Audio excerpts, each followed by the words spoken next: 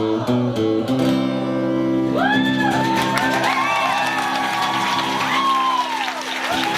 if anyone has any questions, I will do my best to answer them. Yes. Oh, you're the jokester. Guilty as charged. Is Ache With Me actually the most hated Against Me song? Like, I think so. Was there a poll? There wasn't a poll, but I mean, like, you know, just from like loosely paying attention to like. Because I have a friend who that's his favorite Against Me song. Okay, well, what's their least favorite Against Me song? I don't know. Oh, ask them. Now, call them.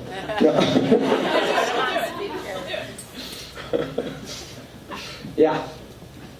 So, after you came out, Joan Jett wrote you a letter? I've been friends with Joan Jett for since like 2006. We did the Warped Tour with Joan Jett and the Blackhearts. How is she? She's amazing, you know? I mean, I talk about that a lot in the book, how like, you know, we fully expected being on the Warped Tour. It was our first time on the Warped Tour for like Joan to be like, you know, this beyond reach rock star who didn't hang out with any of the bands and just went straight from the stage to the bus, you know, back and forth. And she just fucking hung out hard. You know, she had this BMX bike that she'd ride everywhere backstage. She'd like hang out with us and smoke weed and was just like a kid, you know, like a total teenager. And just like, I'd see her every once in a while over the years, and then I came out and she immediately like reached out to me just to offer support and like if I needed an ear or whatever, and like has just been such an incredible friend to me that I'm really thankful for having her in my life. And then the first person to speak was just like, is it true that Caitlyn Jenner regrets it and wants to go back to being Bruce? And I was like, oh, fucking Christ. Just walked away. I was done with that conversation. Yeah. I am a little bit of like a geek. I read into things, and I noticed a lot of like your journal entries in the book are like verbatim lyrics in your songs. And so I was a little curious about your songwriting process. And did you tend to go through your books, like your journals, and pull word for word, or is that just kind of like something that you threw in as like an Easter egg for Against Me fans, or is that really common? No, I mean, it's in there really. Like, part of, I think, what really kept me journaling was that I could only write like lyrics for so much time per day, that style. Right. So I was like, I want to keep writing, so I need another form of writing, like another format. So journaling was that. And if I like had a line that resonated, I'd take that line from the journal entry and then expand on it until I got a song from it. So if it's in a journal entry, that's the way it happened. They weren't real punks. Negative punk points. Yeah. Do you have any like tips for like people who want to maybe start journaling? Right. Just get a notebook and a pen and write. Start with, today is November, what is today, 21st, right? I always do the date, the time, the year, where I'm at. If you don't like have anything creative to say, go for mundane details.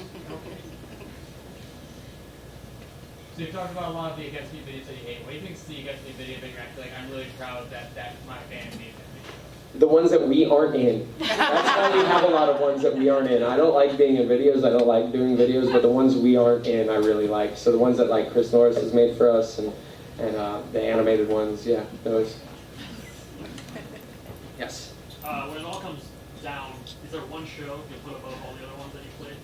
Well, as I said, we're going on tour with Green Day in March, but we played with Green Day in 2005. We did 3 shows. One of them was at Giant Stadium. And that was like fucking surreal. Because Green Day, that was the first show I saw, period. You know, not even just first punk show, just first show I ever went to.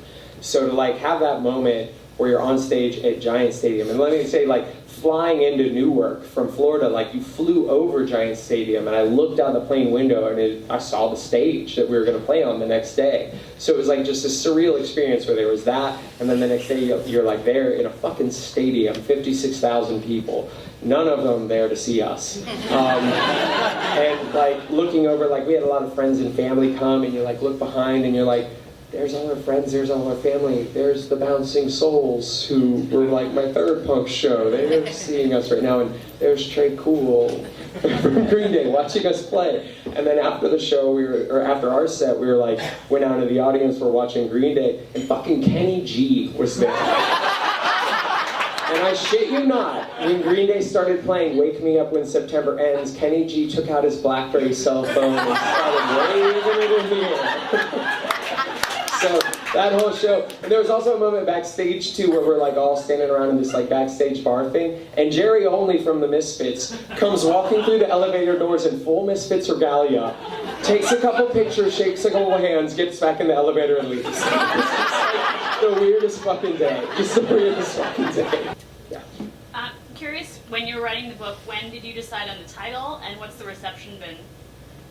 It was like, you know, it was a really arduous process. Turns out writing a book is really hard. So, you know, I didn't like start out with the title or anything like that. And oftentimes, like with publishing world, the publisher wants the title before you finish the book, which is counterintuitive to me, because I'm always like, you know, with records, you finish the record and then you come up with the title. So we kind of had to come up with the title before we were actually done with the book. And it was a battle at first. And before we were with Hachette, who published the book, I was with like a different publisher. And they were really, I felt like, trying to push me into this like soft glow type of story, like, becoming Laura. And I was like, oh, no. It's like, that's really not me. So like when we settled on that title, like, I really thought it was like, you know, like, oh, this is pointless, we're going to send this email and suggest this, but there's no way they're going to get behind it. But to Hachette's credit, like, they really were like, yeah, that'll work, that's good, that's, you know, yeah, sure. And we're like blown away, like, okay, yeah, sure. But I would like wake up every morning and I had just a sheet of paper taped to my wall and I'd write down a new title idea. And that was one that really actually wasn't one of the forerunners, it was just like number 25 out of 50, you know? Like way in the back of the glasses. I'm just going to stand from the back.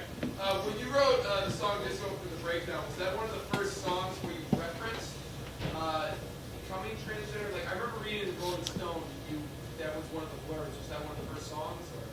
That was like, that whole EP, all those songs on there are like me struggling with dysphoria, you know, and like the metaphor of like, I know they're going to laugh at us when they see us out together holding hands like this, was because at the time I was like under the assumption that like I had these like twin souls inside of my body warring for control. So that was like what I was alluding to or whatever, but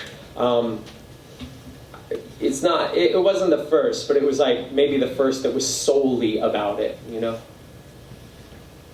Yes, glasses. If you could be any household appliance, and why? A blender, because I like to mix it up.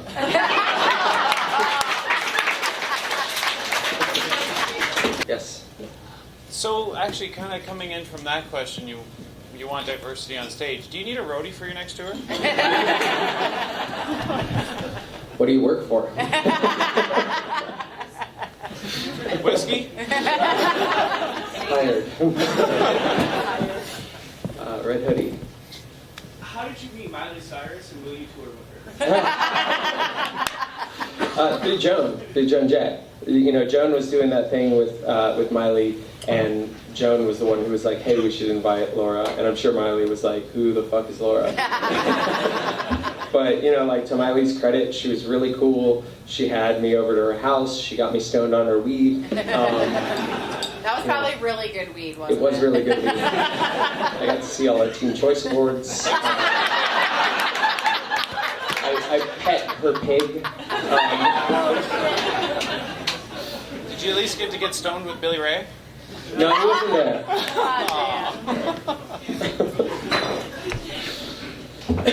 In the back. What was your inspiration for the song Animal? Animal? I wanted to fuck someone.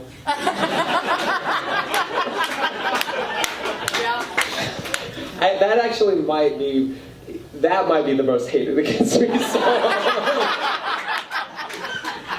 If not, it's like second most hated.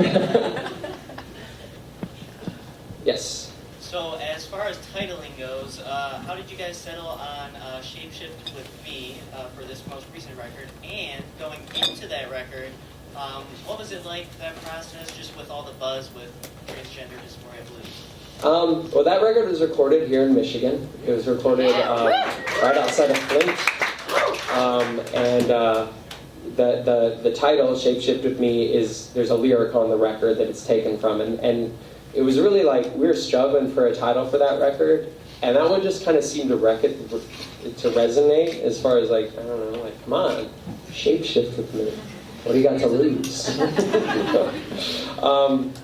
But yeah, it was interesting like working on a record at the same time as working on a book because like the book was a lot of like reflection, going back, thinking about the past, reading through old fucking journals, and so consequently like the record became like my distraction from that, where it was like usually the pressure was on songwriting and now there was no pressure on songwriting. We didn't have to do a record. I could have just done the book and I'd still be here right now, So it was like, okay, there's a chapter due, but maybe I'll pick up my guitar and I'll write a song.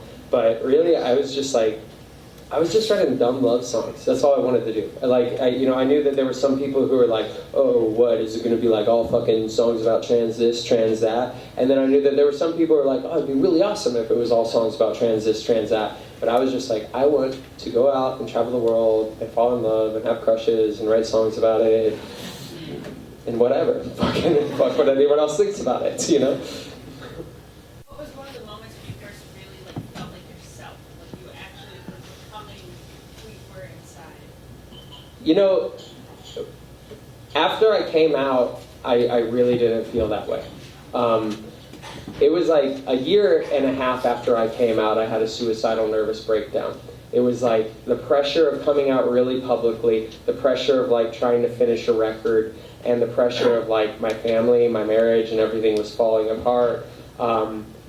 And then there was like all this weird shit that started happening that was like totally out of my control. Like a tree fell through the fucking roof of the studio that I built and destroyed the building. A moving company stole like $15,000 worth of my guitars. Just like all this weird shit. And like my drummer quit, my bass player quit, and I had a fucking nervous breakdown. And getting to that point of being completely at the edge and knowing that I had that out was where I like really found freedom.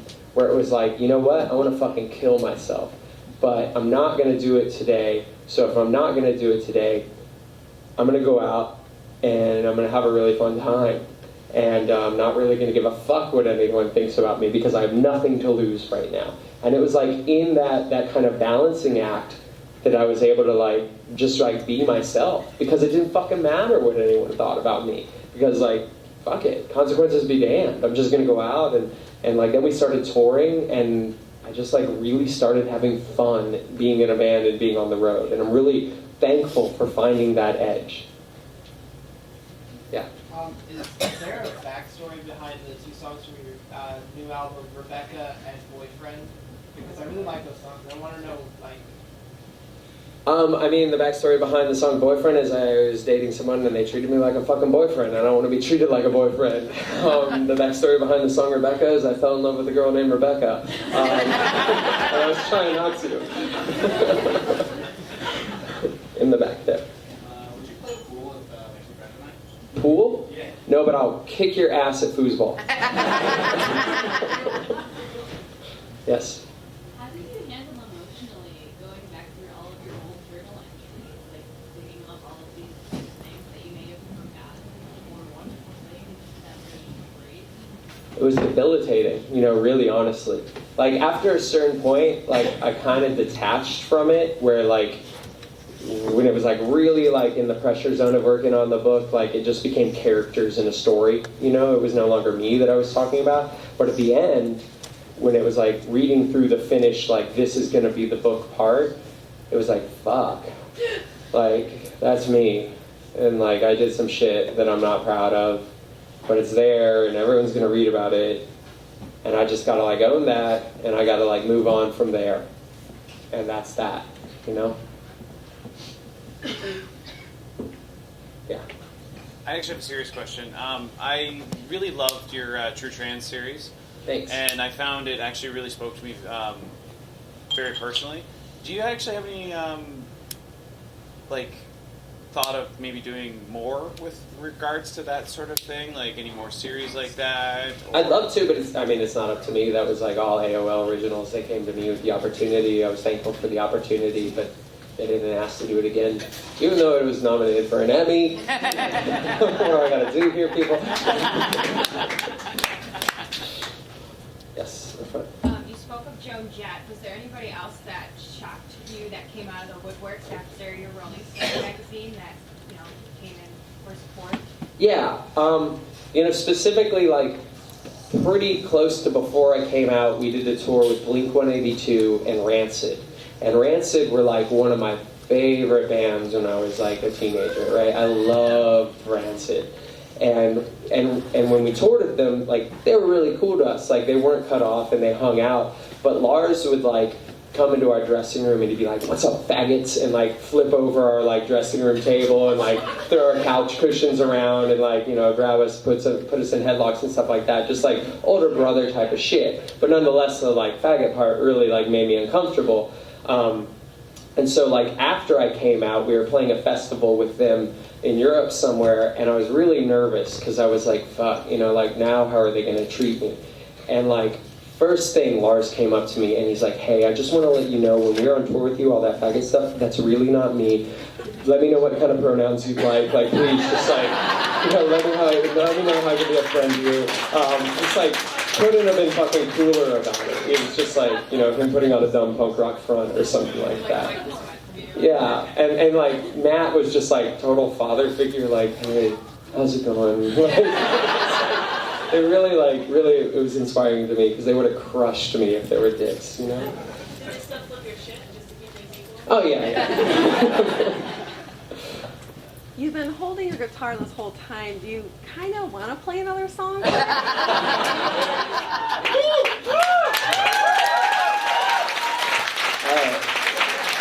I'll play one more song, and then I'll go and hang out, and I'll sign stuff or take pictures or whatever y'all want.